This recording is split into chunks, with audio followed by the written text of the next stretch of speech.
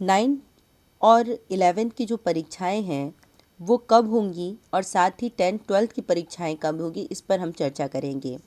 देखिए 9th और 11th की जो परीक्षा है वो 15 मार्च से होगी, ऐसा बताया जा रहा है। इससे संबंधित और क्या क्या न्यूज़ है इस पर भी हम चर्चा करेंगे। साथ ही पहले हम इस बात पर चर्चा कर लेते हैं कि 10th और 12th के लिए क्या खास है, उसके पश्चात हम 9th और 11th के विद्यार्थियों के लिए क्या न्यूज़ है इस पर भी हम चर्चा करेंगे।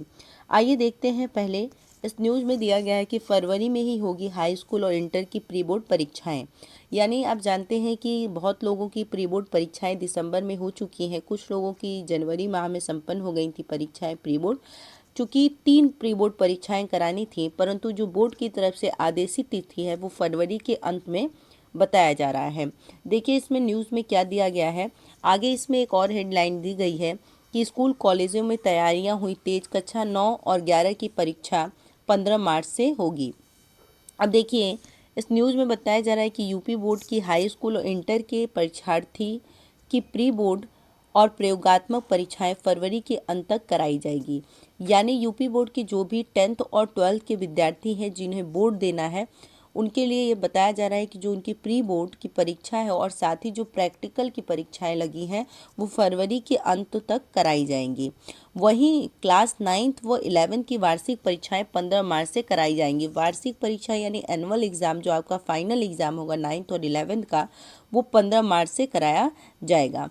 आगे देखिए इसमें दिया गया है कि शासन के निर्देश आते ही स्कूल कॉलेजों में परीक्षाओं की तैयारियां प्रारंभ हो गई है। यानी शासन के द्वारा निर्देश दिया गया स्कूल कॉलेजों को, जिसके द्वारा परीक्षाओं की तैयारियां प्रारंभ हो गई हैं। हाई स्कूल की परीक्षा में 24,162 और इंटर की परीक्षा में 20,697 परीक्षार्थी शामिल होंगे। पहले कोरोना संक्रमण और उसके बाद विधानसभा चुनाव के कारण अभी तक हाई स्कूल और इंटर की बोर्ड परीक्षाओं की तारीख घोषित नहीं हुई है।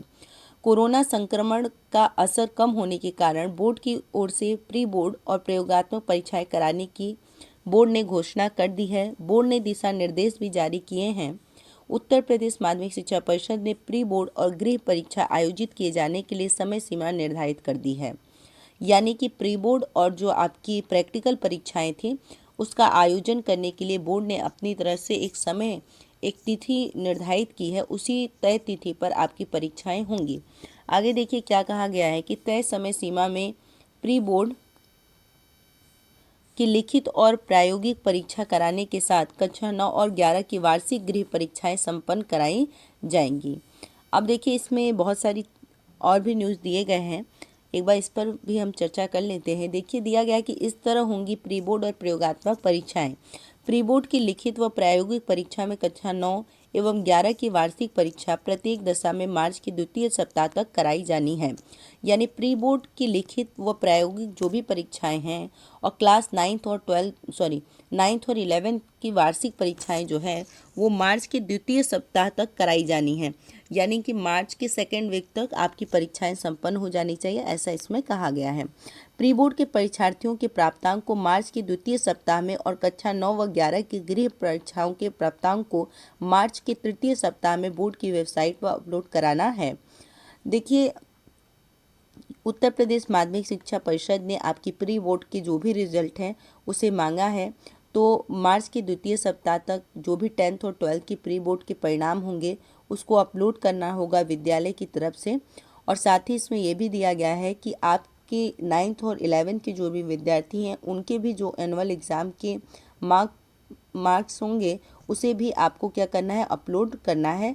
इसलिए आपकी जो भी परीक्षाएं वो मार्च के द्वितीय सप्ताह तक संपन्न हो जाएंगी और तीसरे सप्ताह में जो भी अपलोड करने की प्रक्रिया है नंबर को बोर्ड के वेबसाइट पर वो अपलोड करा दिया जाएगा। नई व्यवस्था के अनुरूप कोविड गाइडलाइन का अनुपालन करते हुए परीक्षा प्रक्रिया पूर्ण कराने के निर्देश सभी जेडी और डीआईओएस को दिए गए हैं। अब देखिए एक और इसी में न्यूज़ दिया गया है कि सभी प्रधानाचार्यों को बोर्ड के निर्देशानुसार प्री बोर्ड और प्रयोगात्मक परीक्षाएं कराने के निर्देश दिए गए हैं। इसमें कोई कोताही नहीं बरती जाएगी। परीक्षाएं कराने के साथ निर्धारित समय सीमा पर डेटा बोर्ड की वेबसाइट पर अपलोड करना होगा।